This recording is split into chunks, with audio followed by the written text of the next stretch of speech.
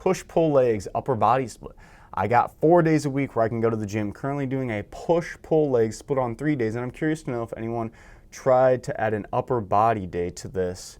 So in a week, I'll train upper body on multi-frequency and legs mono. One, okay. Just want to focus more on upper body. So the first question I have is, why do you just want to focus more on upper body?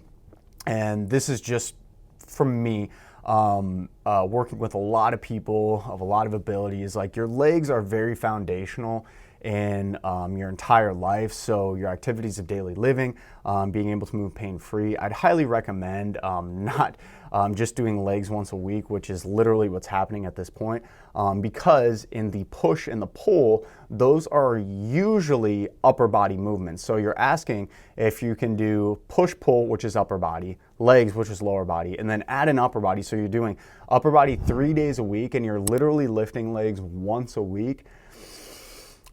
I wouldn't advise that. However, I think this person's kind of just moving past that and they just want to focus more on upper body. So what I would do if I was in your circumstance, I don't know the exact exercises you do, but I would do variations of the exercises that you already do on your push and your pull days, but with either different rep schemes, with different weights, and likely with slightly different exercises. For example, let's say on their push day, they do bench press and they do overhead dumbbell press, and we'll just use those for example. Those are 2 pushing exercises.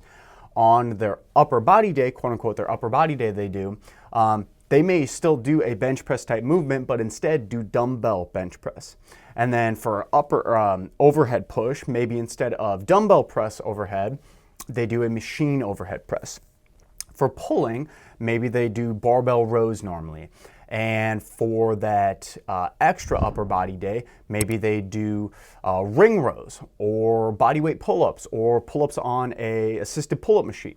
So still working those back and pushing muscles, but just switching it up slightly. So variance in the exercises, variance in the potential rep load, and variance in the overall volume. So another aspect of this too, if you normally go heavy on those days, so you're doing like sets of 3 to 5 reps, maybe you do more higher volume on that extra day.